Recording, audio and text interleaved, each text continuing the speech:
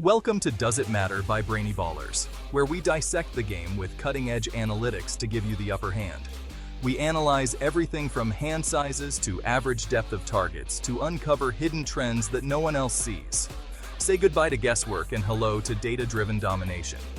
Because here at Brainy Ballers, we don't just watch the game, we understand it. So get ready, it's podcast time. Welcome to the Deep Dive. Today we're tackling a question that, it fascinates so many people, whether you're a sports nut, love data, or just enjoy trying to predict things. Can a quarterback's NFL success, and we're talking fantasy football points here, actually be predicted by their draft capital? You know, how early they got picked in the draft. We've got this fantastic article draft that really went deep, looking at fantasy data all the way back to 2003. Our mission today, pull out the key takeaways for you. Yeah, and what's really interesting is how they went about it. They didn't just, guess.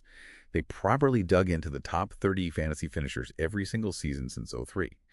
And they specifically defined the bottom 10 of that group as ranks 21 to 30.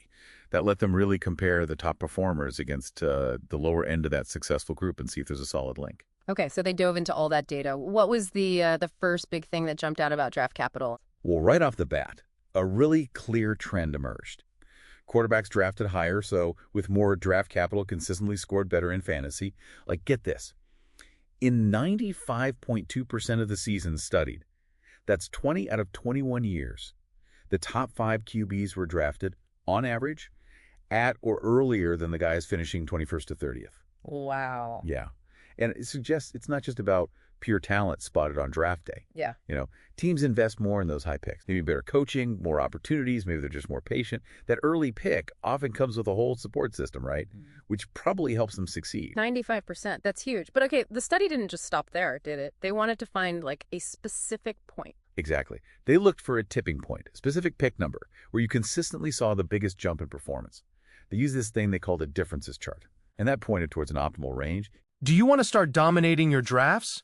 At BrainyBallers.com, we've researched every metric under the sun for you to find which ones are best linked to fantasy points. You can access hundreds of metrics to sharpen your scouting abilities so you know which metrics matter and which are just noise.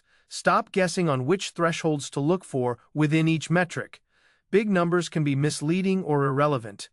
Our Ultimate Athlete Blueprints reveal essential scouting metrics, their importance, and benchmarks within each metric that help predict a player's probability of being a success or bust.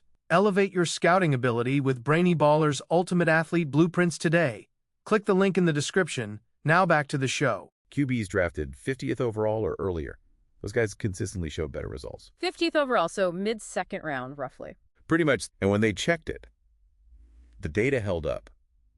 Picking a QB in that 1st to 50th range gives you a 33.3% higher chance of landing in the top 5 fantasy finishers compared to the bottom group, based on the data since 2003. Okay, a 33% bump. That's substantial.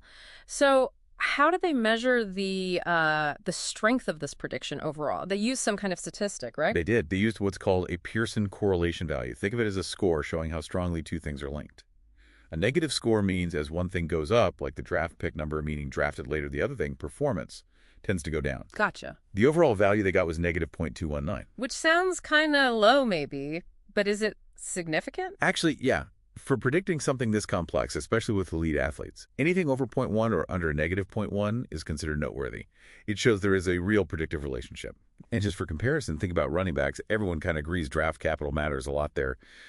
Well, similar studies for running backs found a Pearson value around negative 0.234. So very similar territory. Right. That really puts it in perspective. So this negative 0.219 isn't just noise. Definitely not. And did this hold up perfectly over the whole time period? You mentioned they looked at it decade by decade. Good question. So they did see a bit of a declining trend more recently. The optimal range, that top 50 picks, it still matters in the last decade, but maybe the connection isn't quite as strong as it was back in the early 2000s. Interesting. Why do you think that might be? Well, it makes you wonder, doesn't it? Maybe teams are getting a bit smarter at finding talent later in the draft. Or maybe the way the game is played now, it slightly changes what makes a QB successful regardless of draft spot. Hard to say for sure. Yeah, could be a bit of both. Okay, so let's wrap this up for everyone listening. This deep dive basically shows pretty clearly that for quarterbacks, higher draft capital generally leads to better fantasy football outcomes. And that 50th overall pick seems to be a really important threshold to keep in mind. Earlier than that, generally better odds. Exactly, and that leads to a question for you to think about. Knowing how predictive this early draft capital seems to be for quarterbacks, how does that change how you think about talent evaluation? Not just in football, maybe, but anywhere else where there's a big upfront investment based on potential. Something to chew on until next time.